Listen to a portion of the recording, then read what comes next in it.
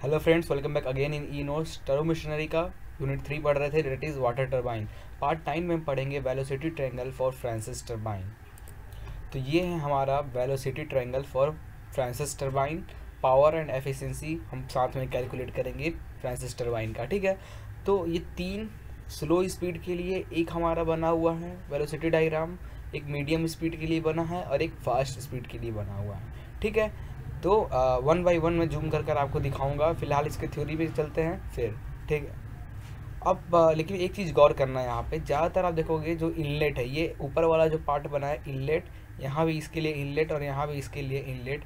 Inlet में आप देखोगे जो VF1 है वो हमेशा 90 डिग्री पे है। VF1, इसमें भी VF1 और यहाँ भी VF1 90 डिग्री पे है, ठीक है। तो कुछ कंडीशंस आगे हैं, हम उसे पढ़ते हैं, फिर इस डायग्राम को साथ में समझते हैं, ठीक है। ओके, जैसे कि हर वेलोसिटी डायग्राम में हमें पता ही है V1 क्या है, that is velocity of jet eight inlet. U1 क्या है, velocity of runner and eight inlet.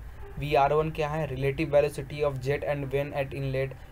V1 और U1 का relation that is VR1 relative velocity. Alpha 1 क्या है, guide blade angle eight inlet.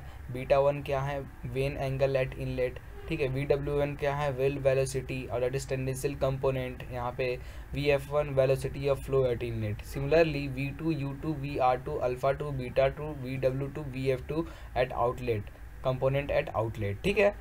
Now water should leave the runner axially, ये तो हमें पता है। फ्रांसिस टरबाइन में वाटर आता कैसे है, रेडियली, और बाहर कैसे निकलता है, axially. Therefore then the whirl component that is tangential component of velocity at the outlet is zero, ठीक है। क्योंकि एक्सियली पास हो रहा है ना, एक्सियली जब पास हो रहा है तो वहाँ पे कोई टेंजेंशियल फोर्स एक्ट ही नहीं हो रहा है। तो जब टेंजेंशियल फोर्स एक्ट नहीं हो रहा है तो विल कंपोनेंट हमारा क्या हो जाएगा, जीरो। तो हमने यहाँ पे will component means eight VW2 हमारा जीरो हो जाएगा, okay. Then the outlet velocity triangle is a right angle triangle. जो आउटलेट वेलोसिटी ट्रायंगल जो बनेगा हमारा राइट एंगल, क्योंकि VW2 तो जीरो हो गया। VW2 जब जीरो हो जाएगा तो जो आउटलेट वेलोसिटी ट्रायंगल बनेगा वो देयरफॉर राइट एंगल ट्रायंगल बनेगा। Therefore in all cases slow, medium and speed the outlet velocity triangle is a rigid it is a right angle triangle. अब मैं आपको डायग्राम दिखाता हूँ, आप वहाँ पे आउटलेट देखना, ठीक है। मैं यहाँ पे एक एक को जूम करके दिखाता हूँ आपको। स्लो स्पीड के लिए ये हमारा आउटलेट है, तो ये हमारा आउटलेट और ये आउटलेट आप देखोगे 90 डिग्री पे तीनों बना हुआ है, ठीक, ओके। तो आप सिर्फ इतने पे कॉन्सेंट्रेट करना, ठीक है। ये हमारा क्या है, इनलेट, ठीक है। U1, VW1, V1, VR1, VF1 आप देखो हमारे 90 डिग्री पे हैं, तो ये हमारा इनलेट वेलोसिटी कंपोनेंट्स है, ठीक है। अब आउटलेट, ये हमारा क्या है, रनर है, ये ब्लेड पर आकर टकरा और यहाँ से हमारा ऐसे घूमते हुए ये आउटलेट, ये हमारा आउटलेट है, ठीक है। जो मैं डार्क कर रहा हूँ उतने ही आपको ध्यान देना है, ठीक है, ओके। दिस,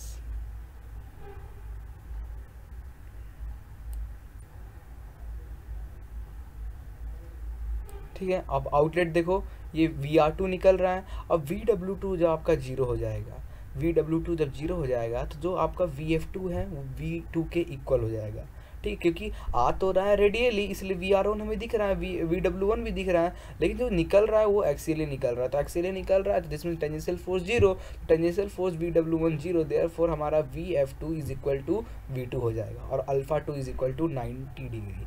तो ये हमारा स्लो स्पीड में भी आप देखोगे आउटलेट ट्रायंगल हमारा 90 डिग्री बना हुआ है। और जब VR2 और V2 किसके इक्वल हो गया, VF2 का। VF2 V1 VF1 के इक्वल हो जाएगा। VF1 VF2 इक्वल है फ्रांसिस में, और VF2 V2 के इक्वल है।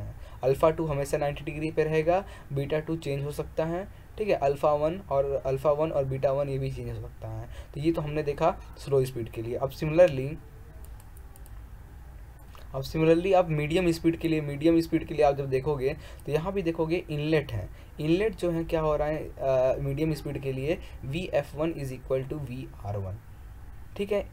और बीटा क्या 90 डिग्री के इक्वल हो जाएगा। मीडियम स्पीड पे हम जानते हैं बीटा हमारा किसके इक्वल हो जाता है, 90 डिग्री का। जब बीटा 90 डिग्री के इक्वल हो जाएगा, this means VR1 is equal to VF1, okay.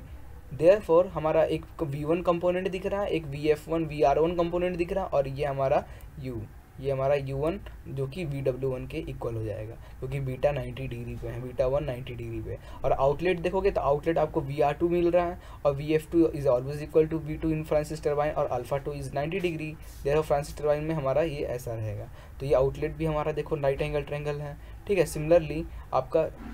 Similarly for fast speed के लिए आप देखोगे, फास्ट स्पीड के लिए आपका जो बीटा है 90 डिग्री से ज़्यादा बनेगा। तो बीटा हॉरिजेंटल से जब 90 डिग्री से ज़्यादा बनेगा तो ये कंपोनेंट हमारा VR1 हो जाएगा, VF1 हमेशा 90 डिग्री पे है हमारा, VF2 भी 90 डिग्री पे हमारा है, अल्फा 2 90 डिग्री, ठीक है। अल्फा 1 हमारा चेंज हो सकता है, बीटा 2 हमारा चेंज हो सकता है। फास्ट स्पीड में VW1 हमारा रहेगा, ठीक है।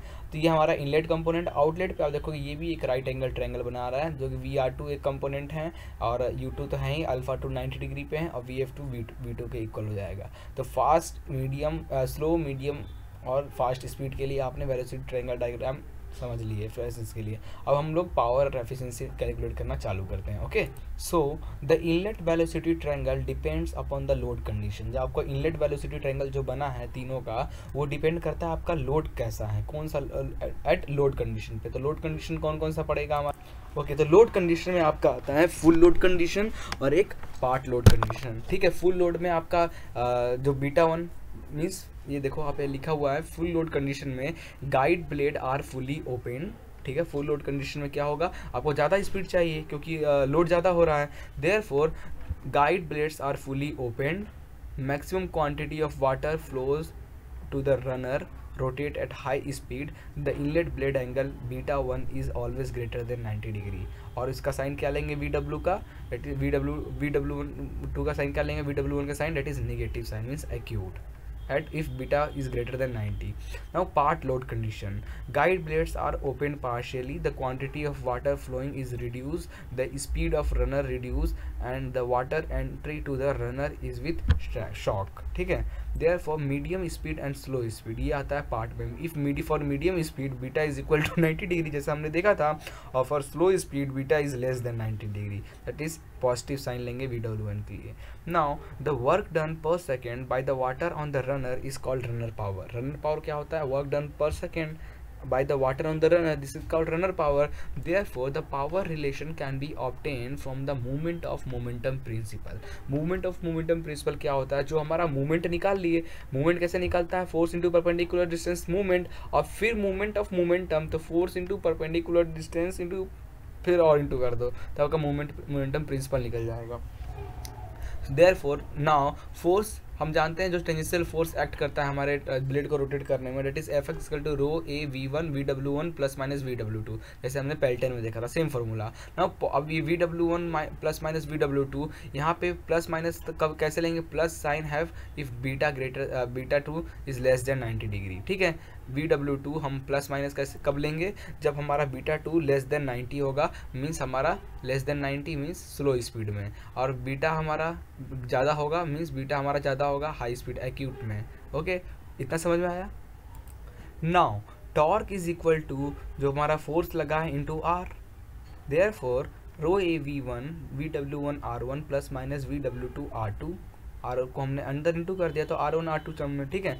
And power is equal to torque into angular velocity, तो एंगुलर वेलोसिटी को हमने टॉर्क का फॉर्मूला ये आया, इसमें एंगुलर वेलोसिटी भी हमने अंदर इंटू कर दिया, ω1 और ω2 अलग अलग पॉइंट के लिए, इनलेट और आउटलेट के लिए, ठीक है। देयरफॉर हम जानते हैं R into W is equal to U होता है, वेलोसिटी ऑफ वेन, तो R इंटू डब्ल्यू जगह U1 और U2 लिख दिया। देयरफॉर हमारा जो पावर आएगा रो ए V1 VW1 U1 plus minus VW2 U2। Okay, now for Francis turbine alpha 2 is always 90 degree, जैसे हमने डायग्राम में देखा था। देयरफॉर VW2 इज 0, VW2 0 है क्योंकि टेंजेंशियल फोर्स तो लग ही नहीं रहा है, क्योंकि वो एक्सियली हमारा लिक्विड बाहर जा रहा है। Therefore VW2 0 means alpha 2 is 90 degree. Okay, जैसे हमने अभी डायग्राम में देखा था। नाउ फॉर रेडियल डिस्चार्ज और axial discharge the power reduce to P is equal to rho A V1 VW1 U1, क्योंकि VW2 0 हो जाएगा, VW2 0 हो जाएगा, देयरफॉर बचेगा क्या, रो ए V1 VW1 U1, ठीक है। तो ये if axial power reduces. Now efficiency, hydraulic efficiency क्या हो जाएगी, shaft power upon water power, or power developed by the runner upon power available at the turbine inlet. This is my efficiency. यही formula होता है ना, कितना power हमारा runner develop कर रहा है अपॉन कितना पावर हम टरबाइन को दे रहे हैं। Therefore power develop by the runner हमारा आया है रो ए V1 VW1 U1 plus minus VW2 U2 upon water power that is rho QGH। ठीक है, अब इसमें जो जो टर्म कैंसिल हुआ, एफिशिएंसी हमारा फाइनल आया eta H is equal to VW1 U1 plus minus VW2 U2 upon GH। तो ये हमारा एफिशिएंसी आ गया हाइड्रोलिक एफिशिएंसी इसका। नाउ अब न्यूमेरिकल लगाने के लिए कुछ इंपॉर्टेंट डिज़ाइन पैरामीटर हम देखते हैं फ्रांसिस टरबाइन के। न्यूमेरिकल लगाएंगे तो वहाँ पे काम आएगा। ठीक है, तो important design parameter of Francis turbine is flow ratio that is phi से हम फ्लो रेशियो को डिनोट कर रहे हैं, जो कि 0.15 से 0.35 के बीच में होता है। ठीक है, और VF1 is equal to φ√2GH। ठीक है, because VF1 is equal to V2, ध्यान देना, VF1 is equal to V2, therefore this equation and the speed ratio chi is equal to 0.6 से 0.8 होता है, therefore U1 is equal to chi√2GH। ठीक है, तो आपको फ्रांसिस टरबाइन का बस आपको तीनों स्लो स्पीड ये डायग्राम समझ में आ गया, तो आपको एक एक चीज़ आप कैलकुलेट कर लोगे। Okay, now peripheral velocity at inlet और circumferential velocity at inlet U1 is equal to pi d1 upon d1 n upon 60, ये भी ठीक है, where d1 is the inlet diameter of the runner। okay, now peripheral velocity at outlet U2 pi d2 n upon 60, where d2 is the axis diameter of runner। okay, now उसके बाद आता है ratio of width of diameter. ठीक है, तो ratio of width to diameter. ठीक है, where B1 is the width of the runner blade at inlet or d1 is the diameter of runner blade at inlet, therefore ratio of this b1 upon d1 is equal to n क्या है, ratio of width to diameter। ठीक है, now discharge of turbine का discharge, Francis turbine का discharge Q is equal to क्या होता है discharge का formula, area of flow into velocity of flow. Now area of flow pi d1 b1।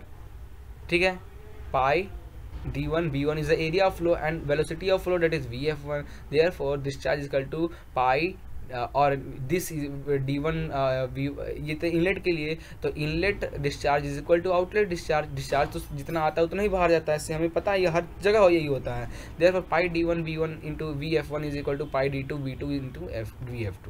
Okay, if neglecting thickness of the blade.